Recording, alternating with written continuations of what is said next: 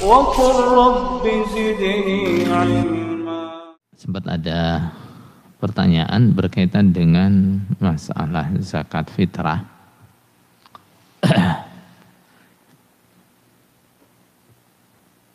Setelah kita jelaskan bahwa zakat fitrah itu tidak wajib bagi yang tidak mampu. Kriterianya mampu apa dalam zakat fitrah itu? Dia punya persediaan makan yang cukup untuk malam hari raya dan besoknya, untuk dia dan orang-orang yang menjadi tanggungannya. Itu kriteria orang yang mampu dalam zakat fitrah. Misalnya dia punya lebihan 1 sok, lebihan 2 sok, lebihan 3 sok, lebihan 4 sok dan seterusnya dari kebutuhan makan dia dan keluarganya di malam hari raya dan siangnya. Nah, setelah kita terangkan bahwa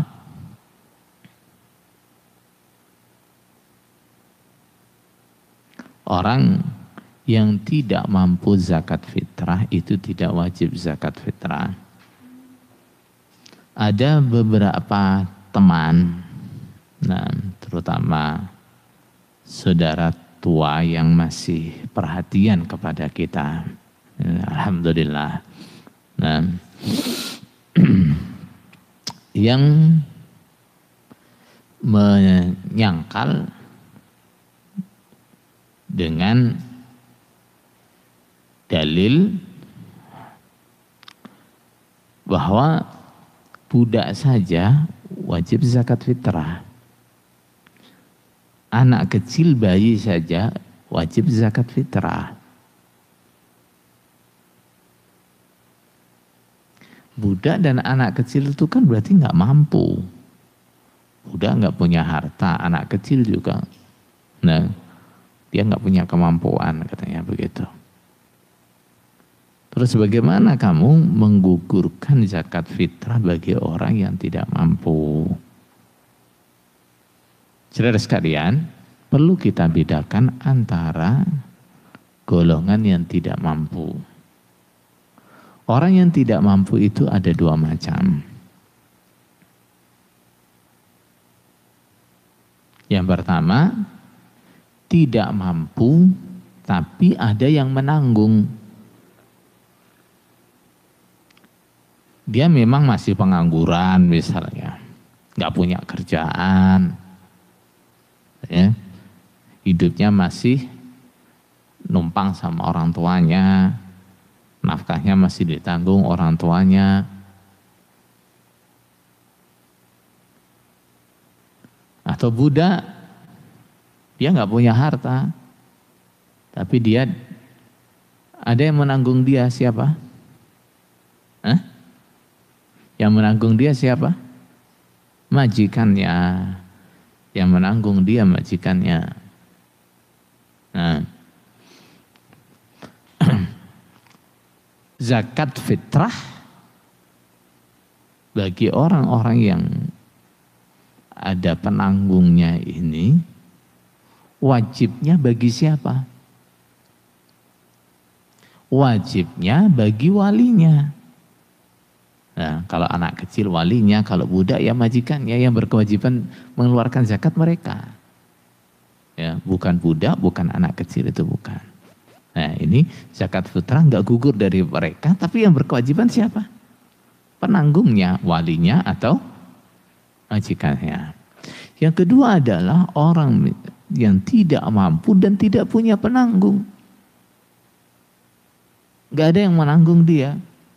Ini keluarga, memang keluarga sangat miskin, nggak mampu untuk mendatangkan zakat. Maka syariat sudah jelas, la yukallifullahu nafsan illa wus'aha. Allah tidak membebani seseorang di luar kemampuannya. Kewajiban apapun kalau sudah nggak mampu, sudah gugur. Tanpa terkecuali. kewajiban apapun, kalau sudah tidak mampu, gugur. La yukallifullahu nafsan illa wus'aha. Paham tuh? Nah, jadi bedakan antara anak kecil, budak, atau orang yang tidak mampu tapi dia punya wali, punya keluarga yang menanggung dia. Tentu, zakat mereka tidak gugur tapi bukan kewajiban mereka, tapi kewajibannya siapa? Kewajiban walinya, kewajiban keluarganya. Seandainya keluarganya nggak mau menzakati dia, anak kecil ini, keluarganya nggak mau menzakati dia, atau budak majikannya nggak mau menzakati dia, karena misalnya majikannya kafir misalnya, dia dosa nggak? Dosanya bukan dia, dosanya adalah orang yang berkewajiban mengeluarkan zakat dia. Paham tuh? Nah, tapi kalau nggak ada yang nanggung nih sama sekali, apa terus kita katakan kamu tetap wajib zakat? Nggak ada syariat seperti itu. Mampu nggak mampu harus kamu kerjakan, nggak ada syariat seperti itu, nggak ada. Paham tuh? Nah, jadi zakat fitrah itu hanya wajib untuk orang yang mampu. Nah, untuk orang yang mampu. Yang kita maksud orang mampu bukan orang kaya, bukan. Nah, yang kita maksud orang mampu bukan orang yang memiliki harta yang nisab zakat, bukan.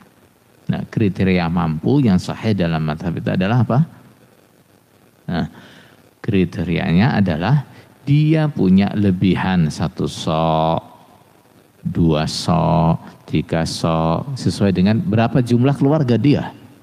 Nah, yang lebih dari kebutuhan makan dan makan dia di malam itu dan siangnya. Tentu? Nah, itu namanya orang mampu. Kalau dia misalnya lebihannya hanya 1 sok, keluarga dia ada 5, maka dia berarti mampunya hanya zakat untuk 1 orang, yang 4 orang nggak wajib. Nah, dia keluarganya 5, punya kelebihan hanya 2 sok, maka kewajiban zakat dia hanya berapa? Untuk 2 orang, yang 3 nggak wajib. Paham tuh? Nah, jadi seperti itu. Jadi untuk teman-teman, terutama dari saudara tua, dan ini harus difahami itu.